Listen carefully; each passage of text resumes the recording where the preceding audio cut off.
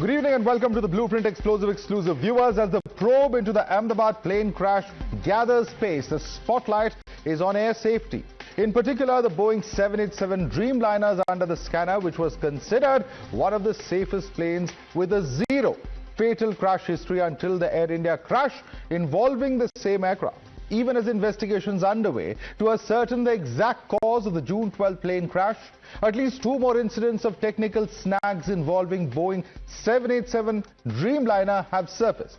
In both these instances, the flights were India-bound but were forced to return to their point of origin after suspected technical snags. Let's take a look at the details of what really are as far as these flights are concerned. Let's quickly take you across to what was the flight, the Air India flight from Hong Kong to Delhi, as well as, of course, there was another flight which was of course forced to retire to its origin after a technical snag, is what we are told, and this is of course involving the Dreamliner as well. Let's quickly bring up on screen the second flight that we're talking about, and this is a British Airways flight from London to Chennai and return to London, of course, due to a technical snag, is what we are told as well. And of course, this is of course as far as the focus is concerned on the Ahmedabad plane crash investigation. Our investigation has revealed that the pilot's last words were thrust not achieved, failing, mayday. Remember, the lone survivor of the crash reportedly heard a loud boom sound during the takeoff, which experts say possibly points out to partial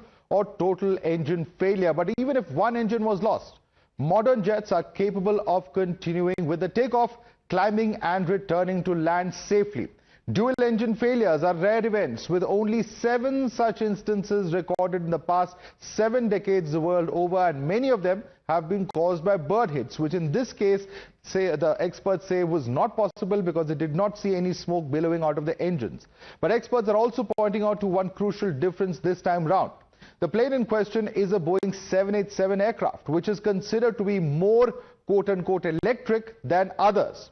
Boeing has replaced the conventional pneumatic and hydraulic systems with electric systems to make this aircraft lighter and more fuel efficient. So some experts are of the view that perhaps it could be a failure of the electrical architecture, which could possibly have led to the pilot losing engine control partially or totally. How plausible is that explanation? We'll try and find out on Blueprint Explosive exclusive today.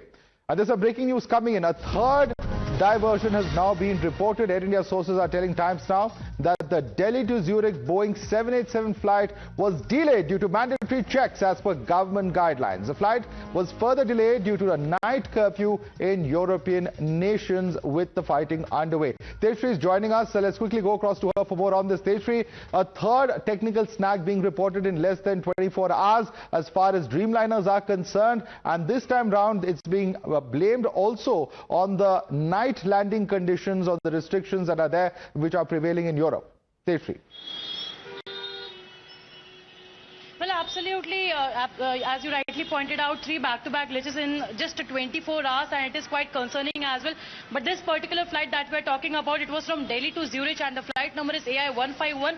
And in fact, there are 2 reasons for the delay as per the Air India sources that told Times Now that the first reason they are mentioning about the checks that are taking place of the Boeing aircrafts. Not just that, but also it got further delayed due to the night curfews in the European countries. Also, then the Air India has issued a statement as well, mentioning that out of 33 aircrafts, 7 have been already, 9 have already been checked, and other have to be checked. So the process is underway. Remember that the government has already asked Air India to check these aircrafts so as to ensure the safety of the passengers because of the recent aircraft crash incident that took place in Ahmedabad. But absolutely, this particular aircraft that was flying from Delhi to Zurich, it had 2 main reasons for the delay, and that is what the Air India has been citing, that it was because of the night curfew and the checks that have been asked by the government of India to be carried out of these aircrafts. That is why there was a delay in Zurich while the flight... All right, we'll have to leave it at Tejshri. Thanks so much for joining us with those updates there. Let's take this across to our guest now joining us. With us is John Gradek, aviation expert, joining us. We have with us Captain Amit Singh, who's an aviation expert and founder of the Safety Matters Foundation. We also have Captain Sam Thomas, President of the Airline Pilots Association. Thank you so much, gentlemen, for joining us. John, what do you attribute this to? Is this largely due to the increased scrutiny journey of Dreamliners. There are additional checks that have been announced here in India, at least as far as DGCA is concerned, on the Air India fleet and others. And do you think that's what's leading to these kind of delays? And do you think that this is something that is bound to happen when an incident of the nature as the unfortunate one we saw unfold in Ahmedabad took place? John.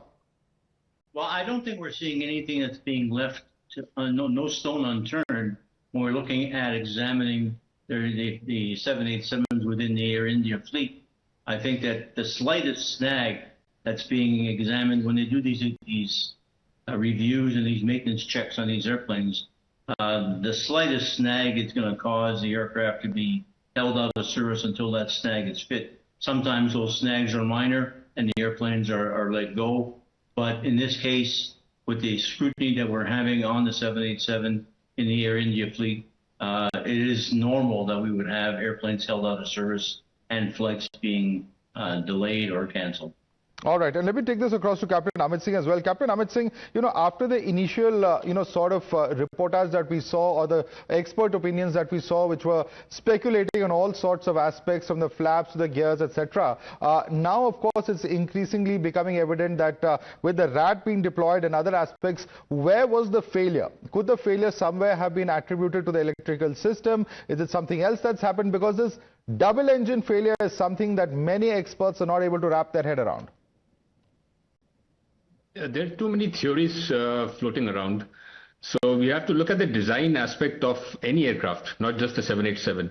So if 787 has been manufactured in the US, so FAA lays down the design requirements, which is applicable to all aircrafts. So electrical, if you look at electrical especially, there is a clause that one particular failure should not cascade into others. So the engine will have a separate electrical generation which will be isolated from the general electricals of the aircraft. So these redundancies and safety nets are always there, even for other systems. So that one system cannot take away or take down the whole aircraft. So saying that the electrical will cause double engine failure is very remote. Now we'll have to see what exemptions has FAA given to Boeing. So on the design requirements. Like we have seen in the Boeing 737, we saw certain exemptions given since 1967. Those exemptions were given till date when FAA stopped, and then Boeing went to the Congress saying that if you don't give us exemption on this particular thing, we'll have to stop production. So those exemptions have to be given. DGC has to analyze independently how these affect safety. Right. And let me bring in Captain Sam Thomas on this as well. Captain Sam Thomas, as Captain Amit Singh was saying, there are redundancies built in. So if it's not the electrical, ability to send the fuel electronically, there are other redundancies that have been built in as well, is what experts are sharing with us, which will ensure that the engine doesn't shut down as quickly as it did in the case of this particular crash in Ahmedabad. How do you look at this, Captain Thomas? Firstly, undisputedly, Captain Amit Singh is an expert, and you should take his first sentence. There are too many theories floating around. What we'd like to suggest is, please wait for the investigation. I know everybody is desperate to get an answer for this. These speculations, particularly that came from an American gentleman who was on social media, we agree, social media, as helpful as it is, can have undesirable consequences. What the gentleman has said is pilot error based on one of his theories. He went back on that and said that it is dual engine failure. None of the people here or anywhere else at this point can tell you what caused this crash. Anybody who says anything about this crash is only speculating.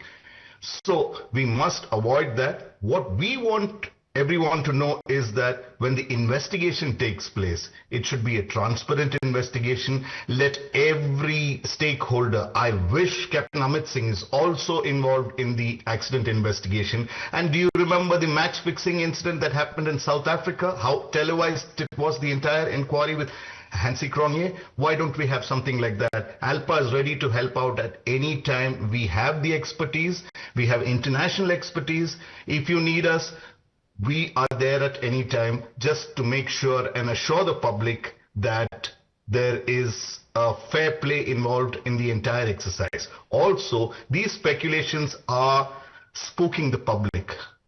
everybody is, really worried about. And social media is the reason why you get to know of every small little incident. So it does not mean that the 787 is bad. We don't know. It does not mean that an airline is bad. We don't know that either. So I suggest we wait for the professional body to do its job, help them in any way possible, and then bring out a definitive answer. All right. Let me bring in fact, Captain Saurabh Bhatnagar, because Captain Saurabh Bhatnagar, there is a sense about, or there are concerns about how, impartial this entire inquiry will be, because ultimately to analyze these black boxes, they go back to Boeing. And also within our own government, of course, the system of AIB, which reports ultimately to the Ministry of Civil Aviation, there are serious questions there. Do you share those concerns, Captain Bhatnagar?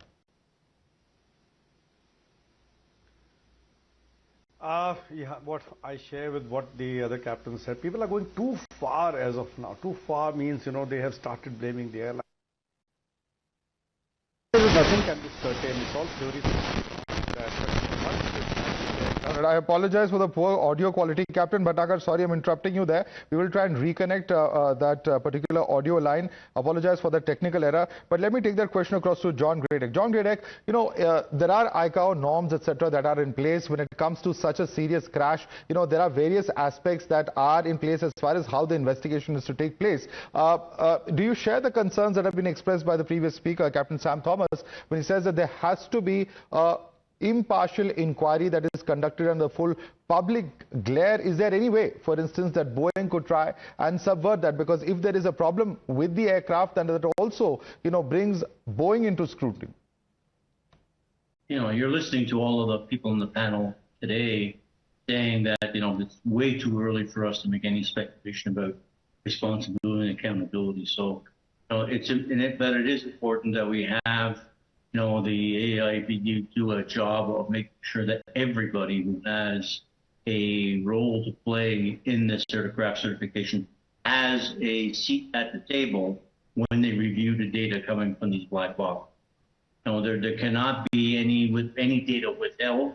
There cannot be any data that's not transmitted to all these people. They all have to be there, whether it's the US NTSB, the US FAA, Boeing, GE, the Air India, the Pilots Association. I think that there are a lot of players that have a role to play in aviation in India, and I think that we have to make sure that all of those players are sitting around the table, and there is full transparency, right? Full transparency across all of that data being discussed around that table. All right, Captain Bhatnagar is back with us, I'm told. Yes, Captain Bhatnagar. Yeah, what I was saying, that people have taken it too far, and what I also expect that there should be full transparency as far as the investigation is concerned, because this is going to affect the entire Boeing fleet, Dreamliner, as well as the entire nations, all the countries, those who are operating the Dreamliner. So right now the thing is, what has happened is people have taken it too far, that all the theories. Aircraft has gone down, yes, because of the loss of lift. But what has happened? What caused? Whether the electrical has caused the failure or the engine failure have caused the electrical power to shut down. And RAT has extended and the APU has come into picture, APU started.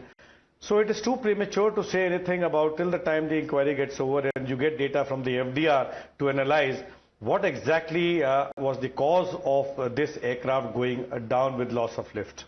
Okay. And I want to bring in Captain Amit Singh on that, because Captain Amit Singh, you've written extensively on safety related to Indian aviation. You've spoken about various conflicts of interest, etc. In this particular case, do you have any concerns specific to the nature of the investigation that is taking place? Like in the previous investigations and other panels are saying, it has to be an open investigation, not a closed door investigation, wherein the public has no participation, because public is a major stakeholder. They need to know what's happening. So all investigations like the NTSB does has to be open, and all the dockets have to be put out for the public viewing so that they can be scrutinized. For example, there was a Trichy accident of a 737 in which there was a tail strike. The aircraft dragged and hit the wall, then took off. I've been trying to get the weight of the aircraft when it landed back, because there is great possibility that the aircraft was overloaded. But past 3 years, I've not been able to be successful in getting the data. For various reasons, I have to approach the courts, but still it is dragging in the court for the past 2 years. So why is the data which is not privileged, not basically protected by the Act being shared with the public? So IQ also say that it should be shared with the public. Transparency. How will we get transparency? So in this case also it has to be started basically with the weight of the aircraft. How will we determine the weight of the aircraft when most of it is destroyed? So there has to be, because there could be a criminal angle to it. If it is overloaded, then somebody is willfully being involved in endangering the passengers' lives. So all these aspects have to be taken beyond AIB also.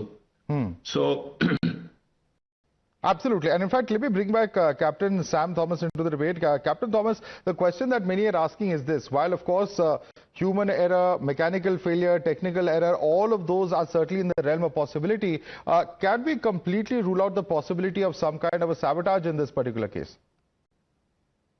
Madhav, that will be preposterous if I comment on sabotage angle, because I'm here as a pilot representative and as a flyer and a rated pilot. My only question is, like, when you are bringing in the NTSB, which is American, you have a UK-based investigative agency, you have the NIA, which is going to take care of the sabotage angle, the NSG is there. Why not use us, who are the member associate of the International Federation of Airline Pilots Association, as ALPA India? Our charges are free, our experts come free of cost. In the interest of transparency, like all the other panelists have said, why don't you use us? As far as the sabotage angle is concerned, I am so sorry, I would not be in a position to answer that question. All right. And Captain Bhatnagar, you know, coming back to the issue that we were discussing, of course, which is primarily when you're talking about this particular aircraft, you're looking at a completely new design as far as aircraft is concerned. Do you think that the investigation in that sense, and given that this is the first major crash of a Dreamliner, will really set the precedent as far as, you know, future safety standards? Perhaps there were some loopholes which were not pointed out over the past decade and a half since this aircraft has been in service. Quite possible, yes, because this is the first of its kind over where is a hull accident has taken place and the aircraft has gone down completely. So there is a total loss of the aircraft. The inquiry definitely will help us out what exactly caused this, and this will be, you know, the remedial measures will be taken to avoid the recurrence of, you know, similar kind of accidents in future. It's very, very important to have a very fair, impartial, open to all, because the families also would like to know what exactly has gone wrong, whether, you know, the aircraft is safe or this, or you know, they should travel. So there's a lot of questions being asked by everyone. So it is paramount for the inquiry and for people to you know, to get everyone on board, all the experts on board, to find out the real solution, because this is something which has happened for the first time in the history of Dreamliner. So it is very important for have a very, very impartial investigation using every investigating agencies on board. Right. And, you know, let me bring in John back in this as well. John, you know, over the next few weeks, perhaps we are looking at a situation where not just would there be these extensive checks at the ground level, etc., that would be taking place for the Dreamliners, but also given the fact that we're looking at, you know, much longer flying routes, particularly across Europe and the Middle East, given that we are seeing all sorts of events taking place, you know, flyers are going to have a pretty rough time. What would your advice or your assurance to passengers be? I'd say you keep flying. You know, there's nothing wrong with flying these days. We carry 1 million passengers a day. You know, these 787s are flying. There's thousands of 787 flights, tens of thousands, hundreds of thousands of A320 flights. So aviation still remains the safest mode of transportation, and that, you know, you have a 100% chance, you know, 100 times more chances of getting killed in a road accident than you have in an airplane accident. So air aviation has developed this safety net around itself that very, very, very rarely do we have an incident such as happened last week. And I think that, you know, the aviation people should not be afraid of flying. Absolutely. Captain Amit Singh, your word to the flyers who would perhaps be concerned after these incidents? Well, aviation still remains safe, but seeing the past few weeks and the number of helicopter accidents, the number of flight school accidents, and the Indigo and now this one, it is basically the safety culture prevailing, which is the concern. So safety culture in Boeing, what we have seen, and safety culture in India. So at least we have control over what's happening in India. So we need to do a complete rethink and a rehaul of our aviation system and have a long-term roadmap, which we do not have at present. So foresight, because India is the third biggest after US and China in terms of aviation market, but our foundation is very weak. We don't have institutions which produce high-quality professionals. We always depend on foreign institutions, and most of the training happens outside, especially the pilot training. 60% happens outside, not just a foreign exchange drain, but also a cultural issue, because they come with certain values and we have certain different values and way of learning. So it does not suit our culture. So why not develop our own infrastructure and foundation for the long run? That is where you will leap forward. And this is the need of the hour. Absolutely. In fact, Captain Thomas, do you agree with those concerns? What's happened today, for instance, in Lucknow, what we've seen, the series of helicopter incidents and unfortunate crashes take place, even one that took place yesterday in Uttarakhand. All of this, perhaps, as Captain Amit Singh says, raises some serious issues as to how we need to ensure that safety is paramount, that at no level is it compromised. Absolutely agree with Captain Amit Singh. And across the sector, not just aviation, we must be safety-minded and professional right across. As far as the aviation schools are concerned, professional training is concerned, for some reason, the aviation sector gets a stepmotherly treatment. We don't have professionals in a lot of places where they need to be. In fact, subject matter experts need to be handling this sort of sector, which needs a lot of attention at this time.